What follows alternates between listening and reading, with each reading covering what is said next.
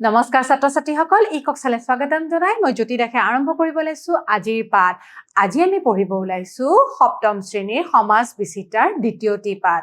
ভূগোল খণ্ডৰ এই দ্বিতীয়টি পাঠ হৈছে বতৰ জলবায়ু আৰু ঋতুৰ পৰিৱৰ্তন এইটো পাঠৰ আজি আমি প্ৰথম অংশ আলোচনা কৰিম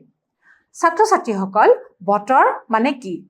আমি যেতিয়া আকাশখন চাওঁ তেতিয়াই গম পাওঁ হয়নে নহয় বতৰ বুলি ক'লে আমি সচৰাচৰ দেখি থকা আকাশখনৰ পৰা আমি অনুভৱ কৰিব পাৰো যে বতৰ কেনেকুৱা হয়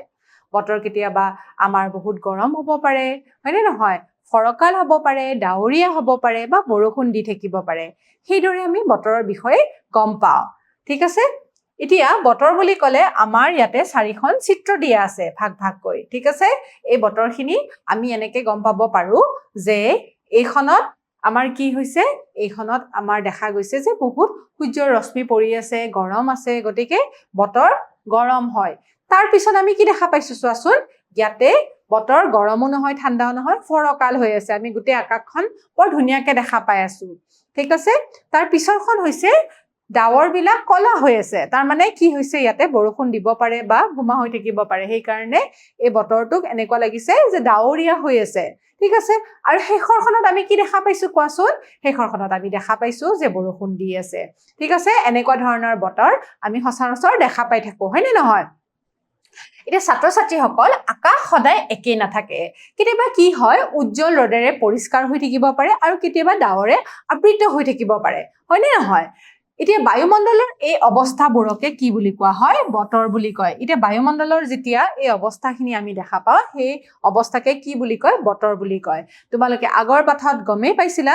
যে ভূপৃষ্ঠৰ উপৰিভাগৰ অংশখিনিক কি বুলি কয় ভূতকত থকা উপৰিভাগৰ অংশখিনিক কি বুলি কয় বায়ুমণ্ডল বুলি কয় বায়ুমণ্ডল ভূতকৰ লগতে সংলগ্ন হৈ আছে ঠিক আছে এই বায়ুমণ্ডলৰ অৱস্থাবিলাককে কি বুলি কোৱা হয় বতৰ বুলি কয় গতিকে বায়ুমণ্ডলত যিবিলাক অৱস্থা আমি দেখা পাই আছো যেনেবা ৰ'দ পৰিষ্কাৰ হৈ আছে আকাশখন সেইদৰে ডাৱৰে আবৃত হৈ আছে আমি আকাশখন দেখাৰ লগে লগে গম পাওঁ যে বতৰ কেনেকুৱা হ'ব পাৰে এতিয়া সময় আৰু স্থানৰ সামান্য পাৰ্থক্য থাকিলে বতৰ সলনি হ'ব পাৰে গতিকে স্থান হিচাপে বা সময় হিচাপে ধৰা ৰাতিপুৱাৰ সময়খিনি বা পিছৰ সময়খিনি সন্ধিয়াৰ সময়খিনিত আমাৰ বতৰ সলনি হ'ব পাৰে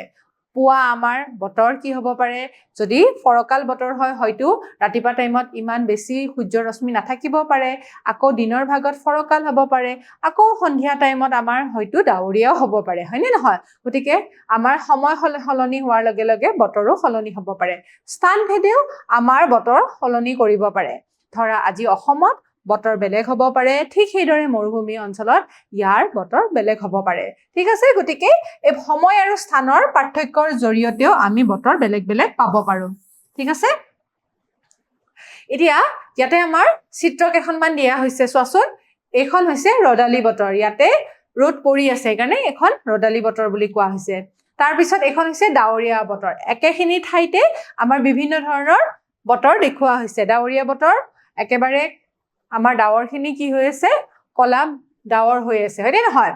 তাৰপিছত হৈছে বৰষুণৰ বতৰ বৰষুণ দি আছে ঠাইডোখৰত তাৰপিছত এইটো হৈছে ফৰকাল বতৰ ইয়াতে বহুত বেছি গৰমো নহয় সূৰ্যৰ ৰশ্মি পৰি আছে যদিও আকাশখন একেবাৰে চফা হৈ আছে ঠিক আছে গতিকে এইকেইখন চিত্ৰৰ জৰিয়তে আমি গম পাইছো বতৰ বেলেগ বেলেগ হ'ব পাৰে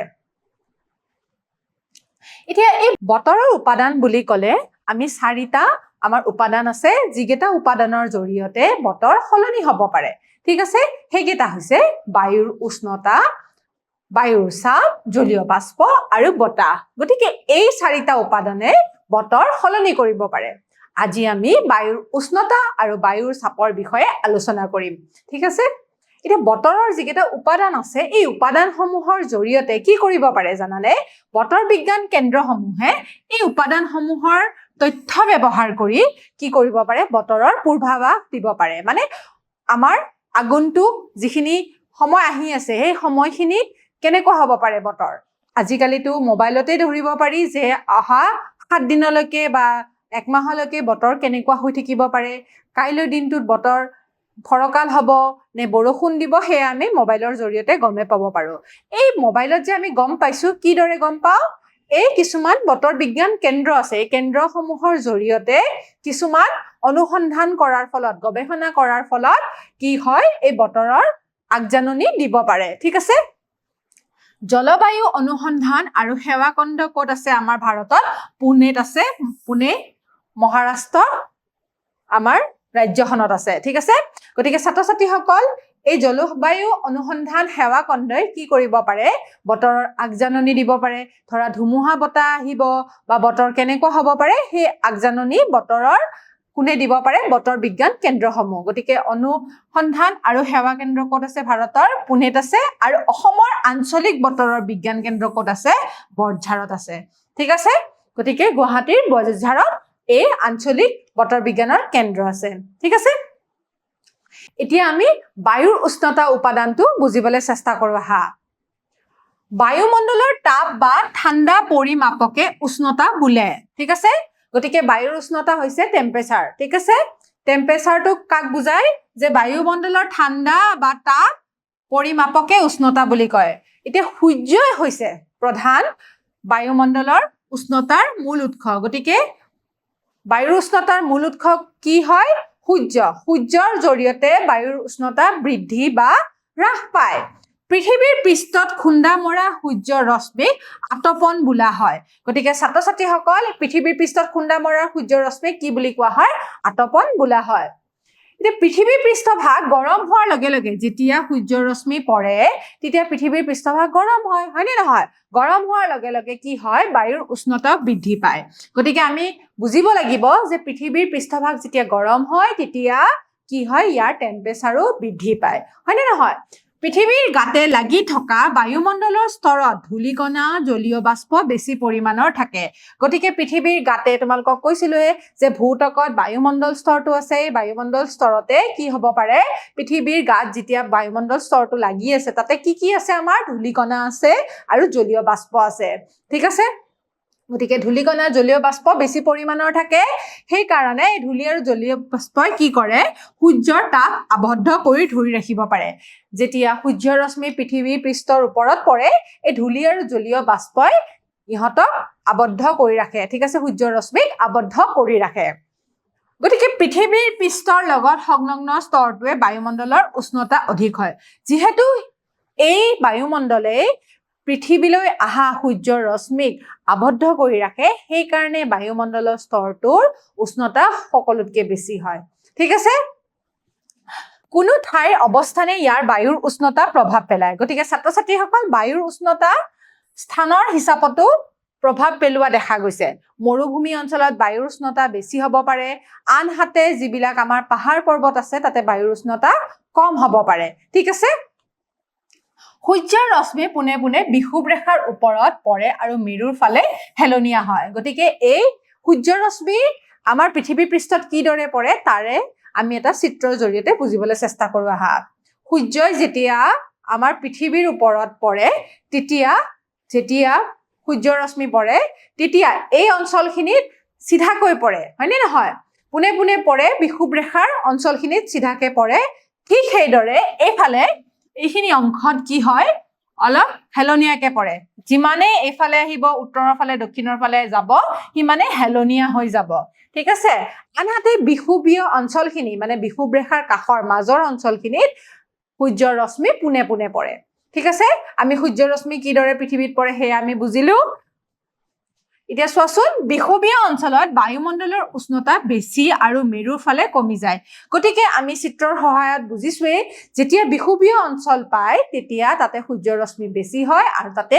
উষ্ণতা বৃদ্ধি পায় আনহাতে যিবোৰ মেৰুৰ অঞ্চল আছে তাতে উষ্ণতা কম হয় টেম্পাৰেচাৰ কম হয় ঋতু অনুসৰি পৃথিৱীৰ উষ্ণতাৰ পৰিৱৰ্তনো ঘটে এই যিবিলাক উষ্ণতাৰ কথা কৈ আছো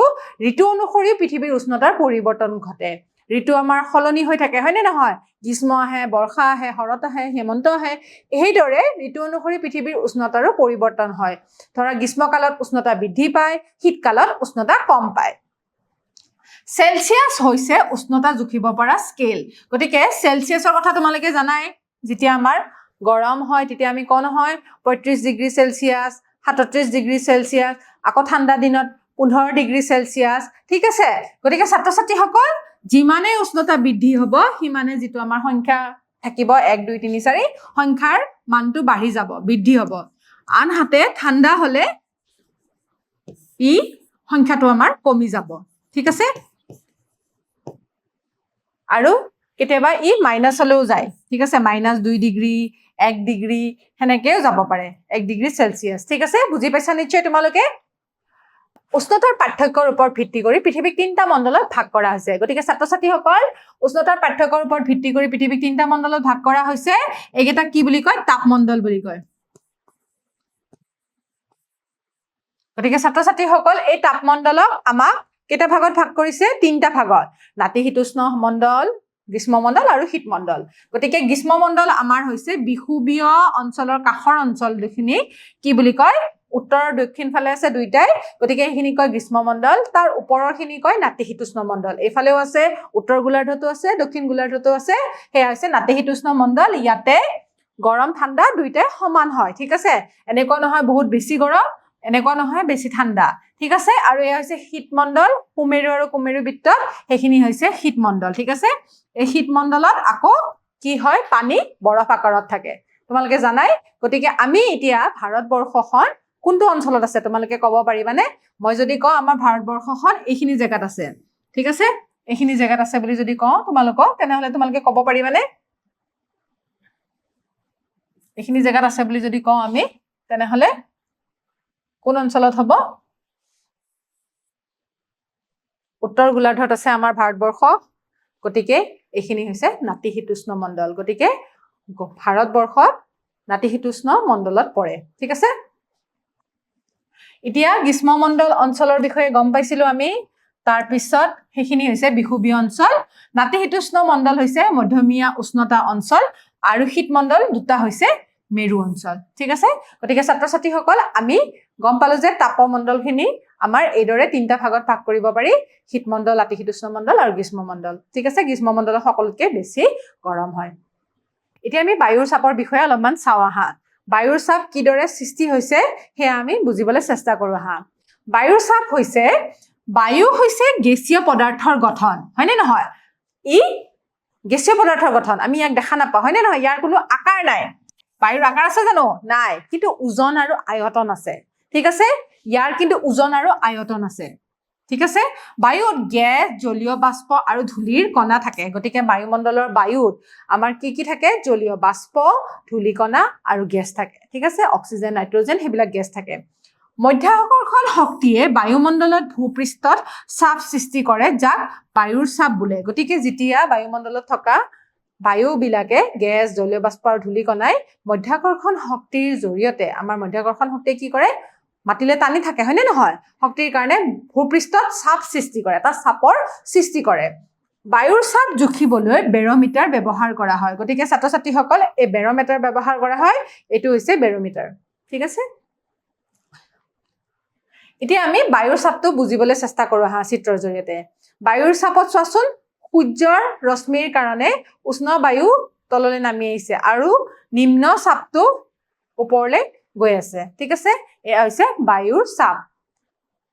বায়ুৰ ঘনত্ব আৰু উষ্ণতাৰ লগত ই ভিন্ন হয় গতিকে বায়ুৰ ঘনত্ব আৰু উষ্ণতাৰ কাৰণে বায়ুৰ যেটো আমি উষ্ণতা পৰিছিলো তাৰ কাৰণে ভিন্ন হয় বায়ুমণ্ডলত উচ্চতাৰ লগে লগে ই কমি যায় যিমানে বায়ুমণ্ডলৰ উচ্চতাৰ বৃদ্ধি হয় সিমানে বায়ুৰ চাপ কমি যায় তাৰ মানে বায়ুৰ চাপ কত অধিক বেছি হয় তললে ভূপৃষ্ঠৰ ওচৰত অধিক হয় গতিকে সেই ভূপৃষ্ঠৰ ভিতৰতো সমুদ্ৰ পৃষ্ঠত সৰ্বোচ্চ বায়ুৰ চাপ পাও যেতিয়া সমুদ্ৰ পৃষ্ঠ থাকে তাতে বায়ুৰ চাপ বেছি থাকে ঠিক আছে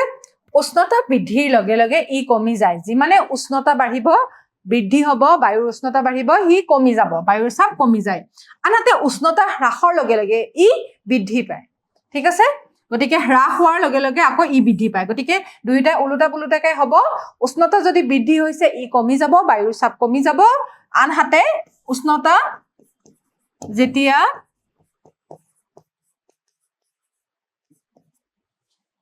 হ্ৰাস হ'ব হি বৃদ্ধি পায় বায়ুৰ চাপ বৃদ্ধি পায় ঠিক আছে এইয়া চোৱা গতিকে চিত্ৰৰ জৰিয়তে আমি ধৰিব পাৰিছো যে বায়ুৰ চাপ কিদৰে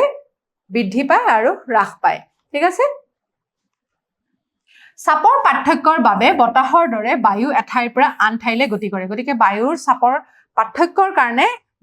কি হয় বতাহৰ দৰে বায়ু এটা ঠাইৰ পৰা আন ঠাইলৈ ই গতি কৰিব পাৰে গতিকে বায়ু এটা ঠাইৰ পৰা আন ঠাইলৈ গতি কৰে মধ্যাকৰ্ষণৰ বাবে বায়ুৰ কণাবোৰ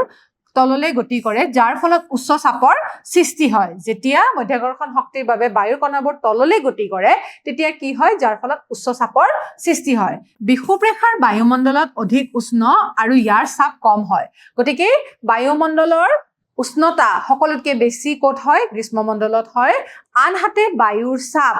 ক'ত কম হয় গ্ৰীষ্মমণ্ডলত হয় গতিকে ছাত্ৰ ছাত্ৰীসকল য'ত উষ্ণতা বৃদ্ধি হয় ধৰা গ্ৰীষ্মমণ্ডলত উষ্ণতা বেছি হয় তাতে বায়ুৰ চাপ কম হয় ঠিক আছে বায়ুৰ চাপ হৈছে কোনো এটা ঠাইৰ উষ্ণতাৰ ইংগিত গতিকে বায়ুৰ চাপে গম পায় তাতে কিমান উষ্ণতা আছে ঠিক আছে বায়ুৰ চাপ যদি কম হয় উষ্ণতা বৃদ্ধি হয় আৰু যদি বায়ুৰ চাপ বেছি হয় তেনেহলে উষ্ণতা কম হয় ঠিক আছে এতিয়া আমি তোমালোকক দুটামান প্ৰশ্ন সুধো আহা বায়ুমণ্ডলৰ উষ্ণতাৰ মূল উৎস কোন হয় গতিকে চন্দ্ৰ সূৰ্য বায়ু আৰু পানীৰ কোনটো বিকল্প শুদ্ধ উত্তৰ হ'ব ইয়াৰে শুদ্ধ উত্তৰ হ'ব সূৰ্য ঠিক আছে দ্বিতীয় প্ৰশ্নটো চাওঁ আহাচোন বিষুৱীয় অঞ্চলত বায়ুমণ্ডলৰ উষ্ণতা কি হ'ব বায়ুমণ্ডলৰ উষ্ণতা বেছি হ'ব আনহাতে বায়ুৰ চাপ কম হয়নে নহয় মনত ৰাখিব চেষ্টা কৰিবা বায়ুৰ চাপ কম হ'ব